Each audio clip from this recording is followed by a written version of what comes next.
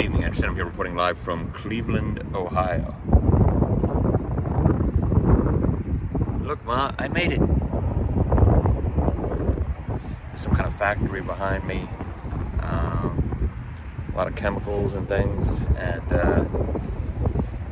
some warning signs, some barbed wire to keep people like me out. Oh, look at this. Overcast skies.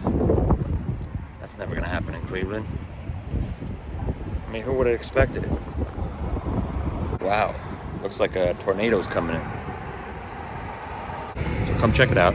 You can swim in a chemical bath that'll turn you into a mutant alien, or maybe get dredged up into the ground. Yeah. Unfortunately, I got kicked out of my first location, but we are looking at the factory from another angle here, and boy, is it a garden spot. Look at those trees. Trees and industrial waste. Now that is a match made in heaven. You can't get that everywhere else. You know, it's particular in Cleveland. It's the music of progress, the symphony of industry. Cleveland.